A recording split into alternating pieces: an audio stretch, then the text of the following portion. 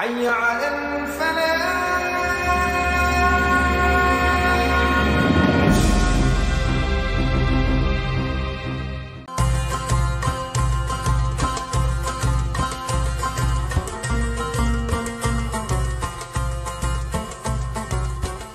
إلى حضرة النبي محمد صلى الله عليه وسلم ثم إلى روح الإمام حجة الإسلام أبي حامد محمد بن محمد الغزالي الطوسي رحمه الله تعالى ونفعنا به في الدارين آمين. وإلى روح جميع الأولياء الصالحين أينما كانوا وحلت روحهم وصل من سيدنا الإمام مرتضى الزبيدي أن الله يغفر لهم ويرحمهم ويعلي درجاتهم في الجنة ويولي علينا من بركاتهم وأسرارهم وأنوارهم في الدين والآخرة بسر الفاتحة. بسم الله الرحمن الرحيم الحمد لله رب العالمين الرحمن الرحيم مالك يوم الدين إياك نعبد وإياك نستعين اهدنا الصراط المستقيم صراط الذين أنعمت عليهم غير المغضوب عليهم ولا الضالين آمين. بسند المتصل إلى الإمام حجة الإسلام أبي حامد محمد بن محمد الغزالي الطوسي رحمه الله تعالى ونفعنا به في الدارين آمين.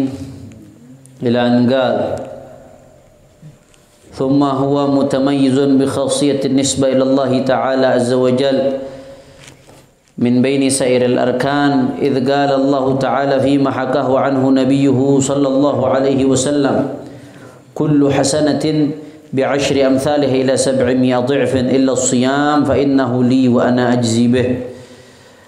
وقد قال تعالى إنما يوفى الصابرون أجرهم بغير حساب والصوم نصف الصبر. وقد جاوز ثوابه قانون التقدير والحساب. وناهيك في معرفة فضله قوله صلى الله عليه وسلم والذي نفسي بيده لخلوف فم الصائم أطيب عند الله من ريح المسك. يقول الله عز وجل إنما يذر شهوته وطعامه وشرابه من أجلي فالصوم لي وأنا أجزي به. وقال صلى الله عليه وسلم للجنة باب يقال له الريان لا يدخله إلا الصائمون. نعم. وهو موعود بلقاء الله تعالى في جزاء صومه. قال صلى الله عليه وسلم للصائم فرحتان فرحة عند فطره وفرحة عند لقاء ربه. وقال صلى الله عليه وسلم لكل شيء باب وباب العبادة الصوم. Naam. Alhamdulillah pada hari ini kita melanjutkan lagi pengajian daripada kitab Ihya Ulumuddin karya Imam Hujjatul Islam Abi Hamid Muhammad bin Muhammad Al-Ghazali, khususnya di Babus Shaum yang kita bahas pada kesempatan kali ini. Kemarin sudah dibahas bahwasanya puasa adalah seperempat dari iman. Nah, dari mana diambil seperempat dari iman?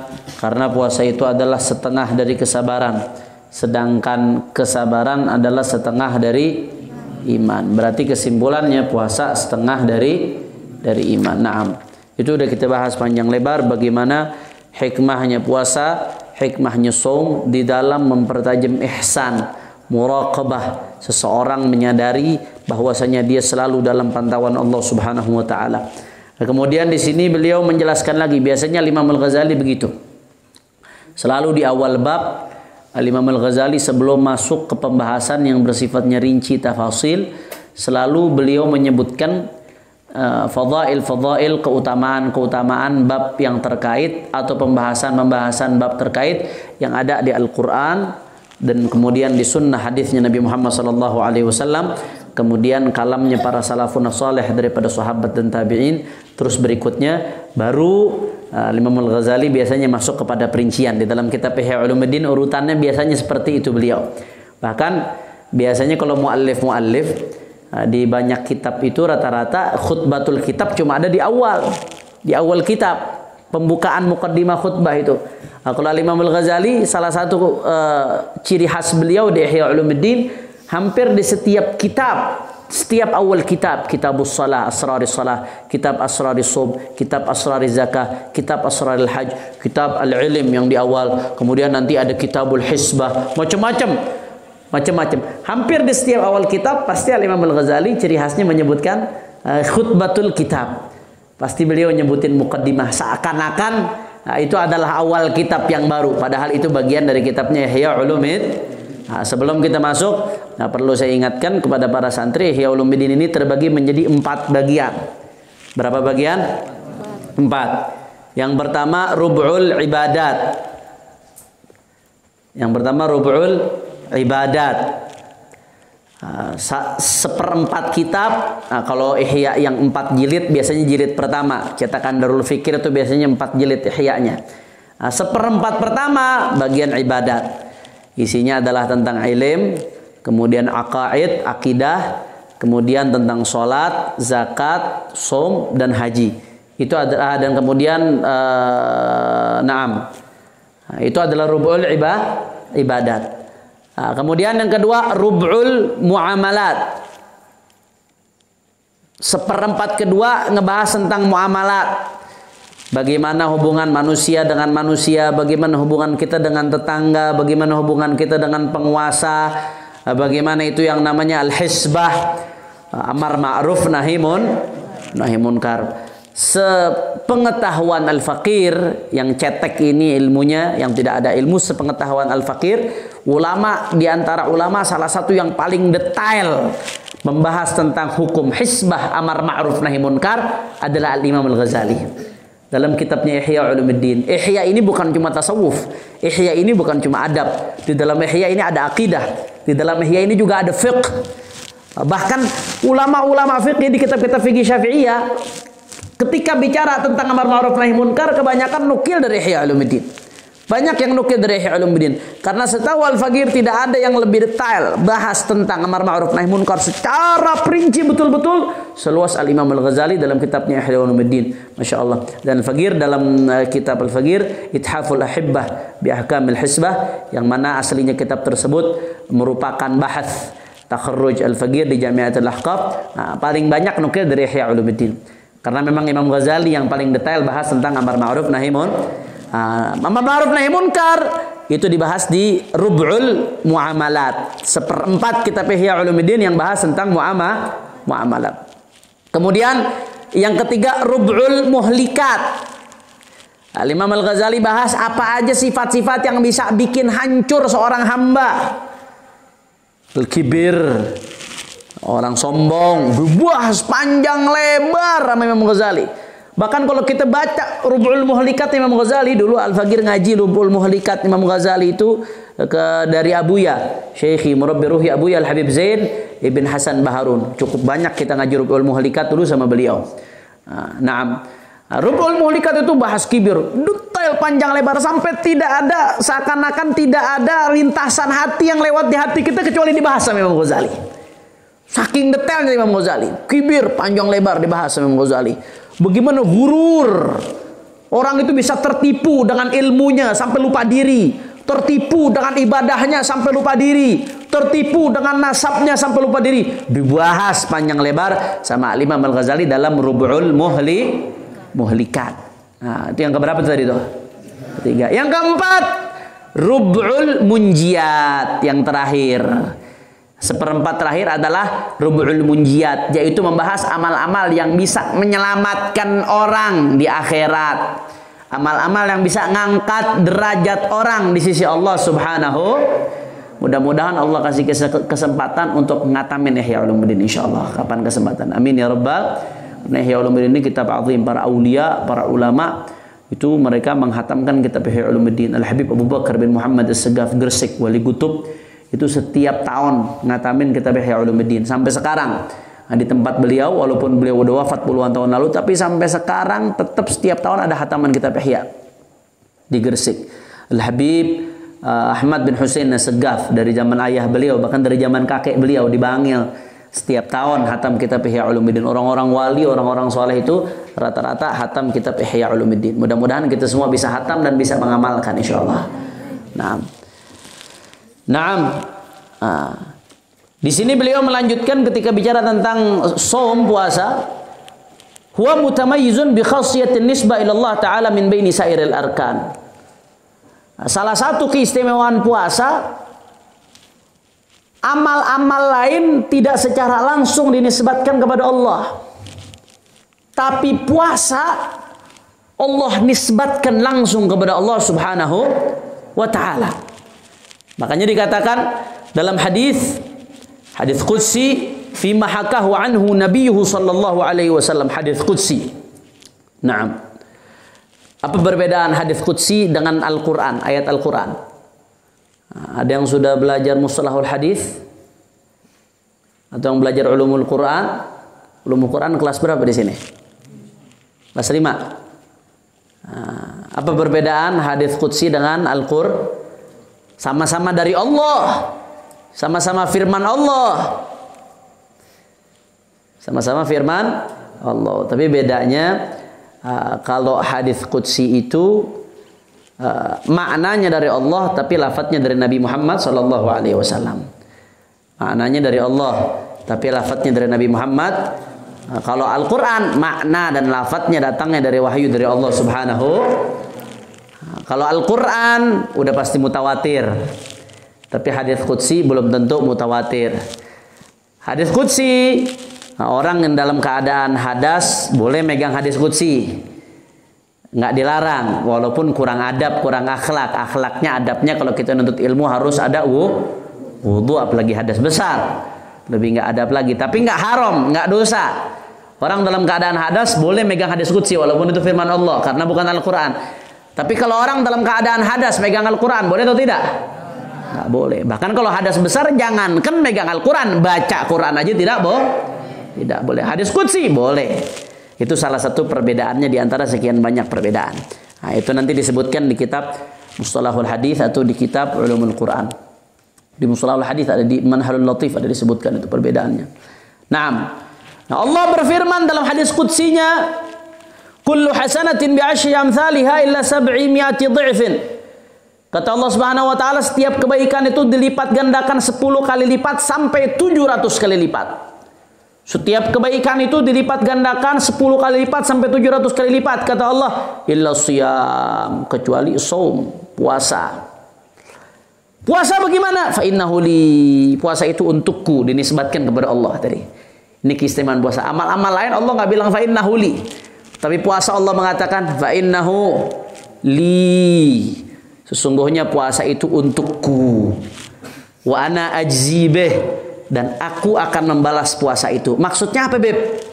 Ini ada beberapa hal yang perlu dijelaskan di sini. Ada pertanyaan. Di situ Allah menisbatkan puasa untukku. Lah, emangnya ibadah lain bukan untuk Allah, Beb? Kan ibadah lain untuk Allah juga. Kita sholat untuk siapa? Untuk Allah. Kita puasa untuk siapa? Zakat untuk siapa? Bakti sama orang tua untuk siapa?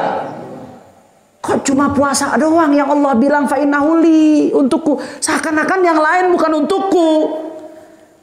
Bagaimana penjelasannya? Nah, ini pentingnya kita baca syarah. Pentingnya kita baca syarah. Kalau ngaji Ihya Ulumuddin, maka mutalaahnya syarah Ihya.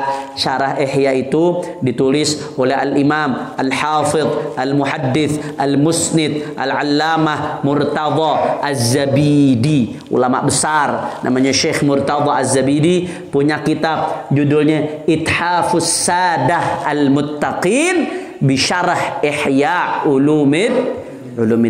Nih catat nama syarah Ihya, Ithafus Sadah Al-Muttaqin, karya Syekh Murtadha Az-Zabidi. Ini kitab luar biasa. Bicara soal hadis di sini bisa dijadikan rujukan. Bicara soal lughah di sini banyak keterangan tentang lughah. Bicara soal tasawuf di sini banyak keterangan soal tasawuf. Luar biasa. Al-Allamah Al-Murtadha Az-Zabidi luar biasa. Hadis-hadis yang ada di Ihya Ulumuddin itu ditakhrij, diriwayatkan, disebutkan sumbernya oleh Al-Imam Al-Hafidh Al-Iraqi. Al-Hafidh Al-Iraqi nulis kitab judulnya Al-Mughni an Hamlil Asfar fil Asfar. Al-Mughni an Hamlil Asfar fil Asfar bitakhrij ma fil Ihya min al-akhbar. Itu mentakhrij, menyebutkan sumber-sumber hadis yang ada di Ihya Ulumuddin. Tapi ada hadis-hadis yang belum ditakhrij sama Al-Hafidh Al-Iraqi. Nah, maka sisanya di mana? Nah, sisanya banyak yang ditakhrij oleh beliau. Al-Allamah Al-Murtadha Az-Zabidi. Jadi hadis-hadis Ihya yang Al-Iraqi mengatakan la aslalahu, aku belum dapat sumbernya, kata Iraqi. Lam ajid lahu aslan, Aku belum dapat sumbernya hadis ini di mana. Imam Ghazali kan nyebutin hadis. Imam Iraqi itu nyebutin, oh hadisnya Imam Ghazali ini sumbernya di Bukhari, oh sumbernya di Muslim, oh sumbernya di Tirmidzi, oh sumbernya di Musnad Ahmad, oh sumbernya di Syu'abul Imannya Imam Al-Baihaqi. Terus begitu. Nah, kadang-kadang ada hadis-hadis yang Al-Imam Al-Iraqi menulis lam ajid lahu aslan. Aku belum ketemu sumbernya itu di mana. Nah, hadis-hadis yang nggak ketemu sumbernya banyak yang disebutkan sumbernya oleh Al-Imam Al-Hafidh Al-Musnid Al-Allamah Murtadha Az-Zabidi dalam kitabnya Ithaf Sa'dal Muttaqin, termasuk keterangan makna-makna daripada yang ada di Ihya ini banyak dijelaskan di sini. Nah, beliau di sini menjelaskan kenapa qafa'innahu li. Kenapa di hadis Rasulullah SAW mengatakan sesungguhnya puasa ini untukku, padahal ibadah-ibadah lain juga untuk Allah Subhanahu. Nah, di sini dijelaskan wa minha, ada beberapa penjelasan. Saya baca salah satu aja yang paling jelas. Qila sababu idhafatihi ilaihi ta'ala annahu lam yu'bad bihi ahadun siwah. Falam tu'azzim al-kuffar fi 'asrin min al-'asar ma'budan lahum bis-siyam. Wa in kanu yu'azzimunahu bi suratis shalah was-sujud was-sadaqah wadh-dzikr wa ghairi dzalik, hakahu an-Nawawi fi Syarhil Muslim. Kenapa kok dikatakan salah satu alasannya as-shaumuli, puasa itu untukku? Karena dari zaman dulu kan orang nih banyak nyembah macam-macam. Banyak nyembah macam-macam, ada yang nyembah pohon, ada yang nyembah matahari manusia, ada yang nyembah batu. Nah, mereka tuh nyembah Tuhan macam-macam itu dengan caranya mereka. Ada yang dengan cara ruku, ada yang mereka dengan cara sujud ke Tuhannya. Ada yang dengan cara sedekah, sesajen untuk Tuhannya. Ada yang dengan cara zikir kepada Tuhannya itu macam-macam. Tapi nggak ada satupun yang menyembah Tuhan-Tuhan batil ini dengan siam. Tidak ada satupun yang menyembah Tuhan-Tuhan yang batil itu, Tuhan-Tuhan yang tidak benar yang selain Allah Subhanahu Wa Taala. Nggak ada satupun di antara mereka yang menyembahnya dengan cara siam, dengan cara puasa. Nggak ada. Yang disembah, yang diibadahi dengan cara puasa cuma Allah Subhanahu. Makanya dikatakan fa innahu li. Puasa itu untukku. Kenapa? Karena memang betul-betul khalis. Agama-agama lain atau menyembah Tuhan lain yang ya'buduhum bighairi haqq. Enggak ada satupun di antara mereka yang nyembahnya dengan cara puasa ibadahnya. Tapi nyembahnya dengan cara-cara lain ada. Cuma puasa yang enggak digunakan kecuali untuk menyembah Allah Subhanahu wa taala. Kira-kira jelas atau tidak? Makanya dikatakan fa innahu li. Nah, wa ana ajzibihi, dan aku yang membalas langsung. Loh, bukannya ibadah-ibadah lain balasannya dari Allah? Kita kalau sholat pahalanya dari siapa? Allah. Kita sedekah pahalanya dari siapa? Jihad pahalanya dari siapa? Allah. Kok Allah mengatakan fa ana ajzibihi, aku yang balas puasa? Seakan-akan yang lain balasannya bukan dari Allah Subhanahu wa taala. Nah, di sini dijelaskan lagi oleh Imam Al-Ghazali. Waqad qala Allah taala innama yuwaffas sabiruna ajrahum bighairi hisab was-shaum nisfu sabr faqad jawaza thawabuhu qanun at-takdir wal hisab. Maksudnya di sini Allah Subhanahu wa taala yang balas, maksudnya apa? Kalau amal-amal yang lain kadang-kadang Allah, walaupun Allah maha mampu, Allah maha kuasa untuk membalas hambanya dengan balasan yang tak terhingga. Tapi amal-amal lain kadang-kadang Allah kasih unjuk pahalanya. Allah kasih tahu, ente kalau amal ini pahalanya sekian kali lipat. Ente amal ini pahalanya sekian kali lipat. Tadi antara 10 kali lipat dengan 700 kali lipat. Nah, ada takarannya kadang-kadang Allah kasih tahu tuh. Amalan ini pahalanya sekian, amalan ini pahalanya sekian, amalan ini pahalanya begini. Tapi khusus puasa fa ana ajibi, aku yang akan balas. Maksudnya apa? Enggak ketaker tuh pahalanya. Allah enggak ngasih tahu kita berapa pahalanya, enggak ketaker. Bi ghairi hisab, inna fa yuwaffas sabiruna ajrahum bi ghairi hisab. Orang-orang sabar Allah kasih pahala tanpa hisab. Tanpa ada batas pahalanya, enggak ketaker. Kalau ibadah-ibadah lain udah dikasih tahu sama Allah, ini pahalanya sekian, ini pahalanya sekian, ini pahalanya sekian, ini pahalanya sekian. Walaupun Allah maha mampu untuk memberikan pahala yang lebih tinggi dari itu, dan Allah berhak untuk itu, akan tetapi khusus puasa yang Allah tunjukkan kepada kita adalah pahala yang enggak terhingga, bebas, terserah Allah mau ngasih pahala berapa. Makanya di dalam Ithaf Sadam Muttaqin dikatakan at-tad'if fi jazaihi ghair muqaddar biqanun. Fa ma'na li ay anal mufrad bi ilmi miqdari thawabihi wa tad'if hasanatihi. Ana fa ana ajzi bihi ay ana mufrad bi ilmi miqdari thawabihi wa tad'ifi hasanatihi. Kama qala wa ana ajzi bihi wa ghairihi min al-hasanat atla'tu ala maqadiri ujuriha. Kalau kebaikan-kebaikan yang lain kadang-kadang aku unjukin pahalanya sekian. Tapi kalau khusus pahala puasa aku nggak unjukin pahalanya berapa. Cukup aku saja yang tahu pahalanya. Pahalanya tanpa batas bagi orang-orang yang berpuasa. Alhamdulillah. Bersyukur kita sama Allah Subhanahu wa taala. Makanya di pondok wajibkan puasa Senin Kemis. Ini pahala puasa begini bukan puasa Ramadan doang, puasa doang. As-shaumuli ini bukan Ramadan doang. As-shaumuli tapi semuanya. As-shaumuli. Segala jenis puasa biar ada puasa. Nah, makanya beruntung kita di pondok ini nih diajarin puasa Senin Kemis, walaupun kadang-kadang ada yang minum di kamar mandi dari keran. Ada nggak suka yang begitu? Hah? Bener nggak ada? Ada? Ada? Kok nggak ngelapor kalau harus sama? Nah, kita bersyukur sama Allah Subhanahu Wa Taala. Di pondok diajarin untuk kebaikan. Di pondok ini cocok sama hadis Nabi Shallallahu Alaihi Wasallam. Ajibtu liman yadkhulul jannah bisalasil. Kata Nabi, aku heran. Ajibtu liman yadkhulul jannah bisalasil. Aku heran, kata Nabi, orang yang mau masuk surga diseret-seret pakai rantai. Nah, kan ada orang-orang yang diseret pakai rantai masuk neraka, ada. Tapi ada makhluk umatnya Nabi ini masuk surganya diseret-seret pakai rantai. Bagaimana diseret pakai rantai? Oh, mau disuruh sholat jamaah, digebuk-gebuk dulu. Mau disuruh masuk surga, mesti diseret dulu pakai rantai. Sholat jamaah tujuannya buat apa? Biar masuk surga. Tapi mau masuk surga, mesti diseret dulu pakai rantai. Kalau nggak ada hukuman disetrap buat yang telat, semuanya telat. Berarti itu masuk surga diseret pakai rantai. Kata Nabi, ajibtu liman yadkhulul jannah bisalasil. Aku heran, kata Nabi, ada umatku yang mau masuk surganya itu diseret-seret dulu pakai rantai. Diseret-seret pakai rantai. Apa disuruh berhenti minum minuman keras, mesti dihancurin dulu baru mau berhenti. Kalau nggak dihancurin tempat mirasnya nggak mau berhenti. Itu namanya masuk surganya diseret-seret. Nggak apa-apa deh, nggak apa-apa masuk surga biar diseret pakai rantai. Yang penting jangan masuk neraka diseret pakai rantai. Na'udzubillah min. Na'udzubillah min dzalik. Naam. Satu lagi kita baca hadis. Wa nahika fi ma'rifati fadlihi qawlu sallallahu alaihi wasallam walladzi nafsi biyadihi la khulufu fami shaim atyab 'inda Allah min rihil misk. Yaqulu Allah azza wa jalla innama yaduru syahwatahu wa ta'amahu wa syarabahu min ajli fasawmu li wa ana ajzi bih. Di sini kata Nabi sallallahu alaihi wasallam, dan salah satu keutamaannya puasa, walladzi nafsi biyadihi la khulufu fami shaim atyab 'inda Allah min rihil misk. Ini ada yang baca la khulufu, ada yang baca la khulufu.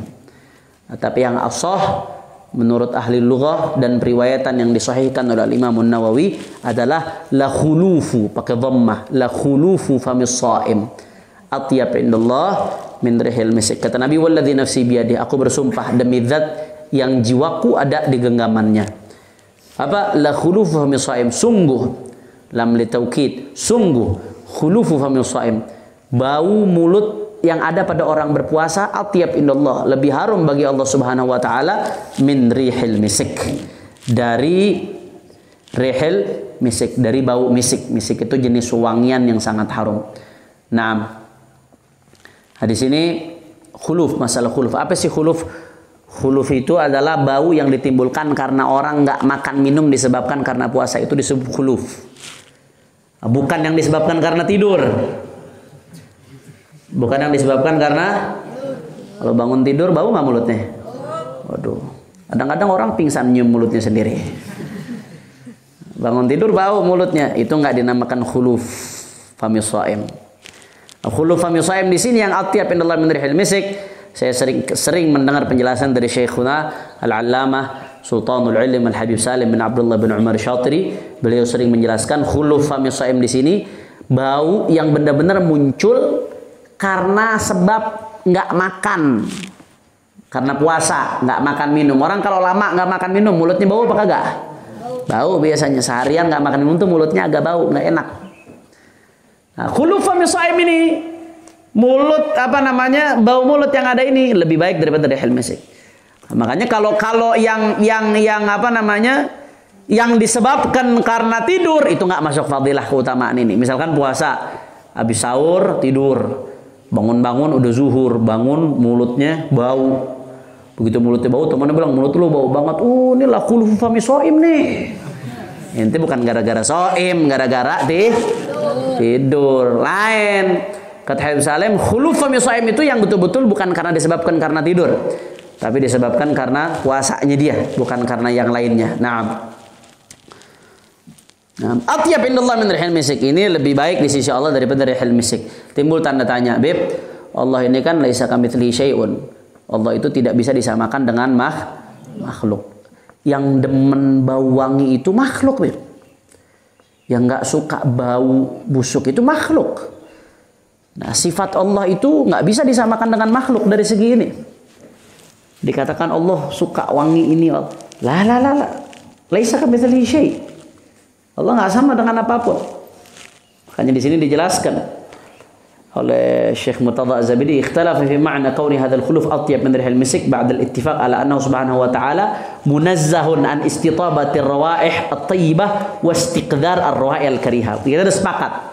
Kita sepakat bahwasanya nggak boleh kita artikan berarti Allah itu na'udzubillah min dalik, nggak boleh kita artikan Allah itu berarti suka nyium seperti manusia nyium bau-bau yang wangi. Allah nggak suka nyium bau yang bau seperti manusia nggak suka nyium. La, nggak boleh diartikan seperti itu. Allah itu laisa kamitslihi syai'un.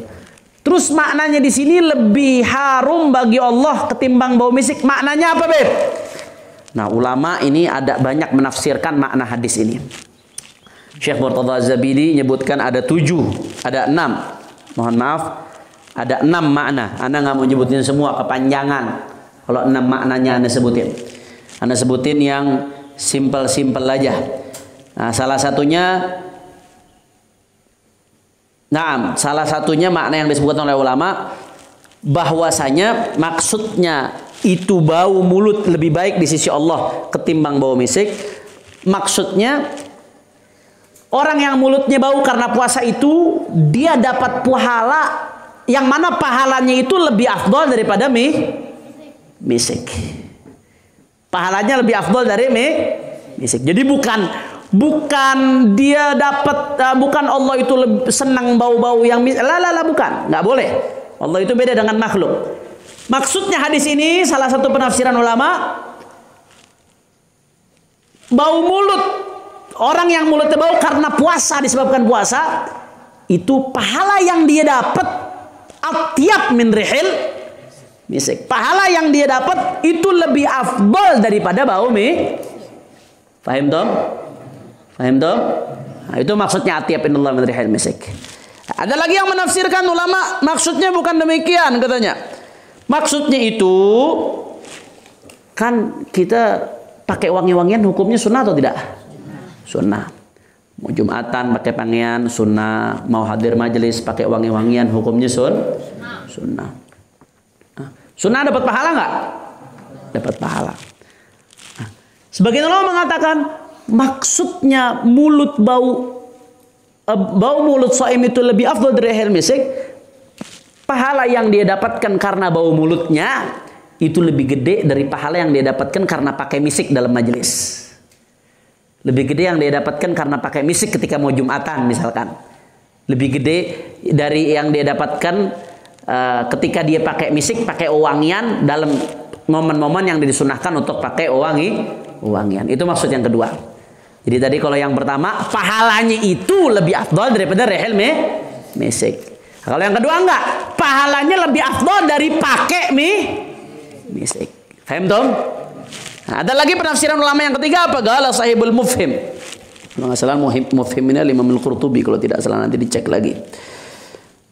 Nah, Imam Nawawi mengatakan makna yang tadi yang asah itu yang terakhir. Pahala baunya lebih afdal, lebih besar dari pahala orang pakai misik. Itu makna yang paling asah menurut Al-Imam An-Nawawi. Qala An-Nawawi wa huwal asah. Itu makna yang paling asah. Ada lagi yang mengatakan qala sahibul mufhim yahtamil an yakuna dzalik fi haqqil malaikah yastatibuna rihal khuluf aktsar mimma yastatibuna rihal misik. Bisa juga maksudnya hadis itu apa?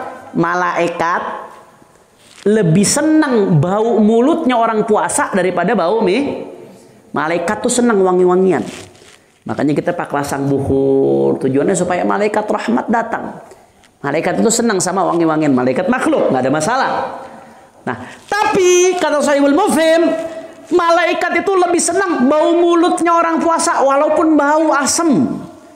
Itu lebih disenengin malaikat ketimbang bau mie. Kira-kira paham atau tidak? Nah, jadi jangan salah paham. Jangan ini hadis diartikan berarti Allah demen bau-bau wangi. Sebagaimana manusia demen nyium bau wangi. Nggak boleh. Laisa kamitslihi syai'un. Allah itu nggak bisa diserupai dengan makhluk. Tapi maksudnya hadis ini sebagaimana tadi yang kita jelaskan, ada beberapa penjelasan dari para ulama. Nah, kira-kira jelas atau tidak? Insya Allah. Wallahu a'lamu. Bisa kita lanjutkan.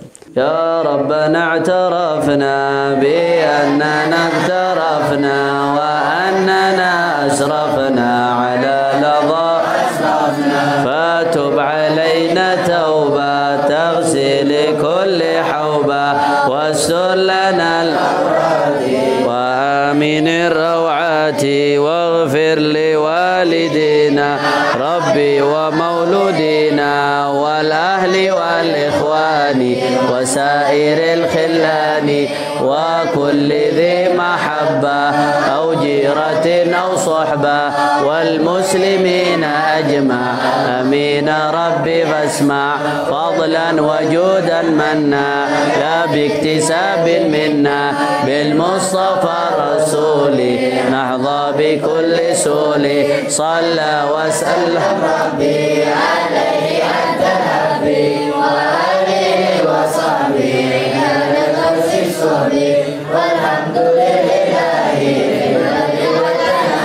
والحمد لله رب العالمين. الفاتحة إلى حضرة النبي محمد صلى الله عليه وسلم ثم إلى جميع الصحابة الكرام والتابعين وتابعي التابعين رحمه وسلم الدين. أن الله سبحانه وتعالى يغفر الذنوب ويستر العيوب ويكشف الكروب ويحصل لنا كل مطلوب ويحول حالنا إلى أحسن الحال ويصلح ظاهرنا وخفينا يا أرحم الراحمين. وأن الله سبحانه وتعالى يبارك لنا في شعبان ويبلغنا رمضان ويجعلنا من صوامه وقوامه واتقاه وتلقى من النار. وأن الله يوفقنا لما يرضيه ويرزقنا الأقوال لا نعصيه. وأن الله سبحانه وتعالى يرزقنا فهم النبيين وحفظ المرسلين والهم الملائكة المقربين. ألا هذه النية ولكل نية صالحة جامعة شاملة لخيرات الله والآخرة. وأن الله سبحانه وتعالى يبارك إحياء علوم الدين أن يدفع عنا الغلاء ويرفع عنا الوباء ويرفع عنا البلاء. ألا هذه النية ولكل صلوا على حضرة النبي محمد صلى الله عليه وسلم بسر الفاتحة. بسم الله الرحمن الرحيم. الحمد لله رب العالمين الرحمن الرحيم مالك يوم الدين. إياك نعبد وإياك نستعين اهدنا الصراط المستقيم صراط الذين أنعمت عليهم غير المغضوب عليهم ولا الضالين آمين. سبحانك اللهم وبحمدك لا إله إلا أنت أستغفرك وأتوب إليك. اذكروا الصلاة على النبي.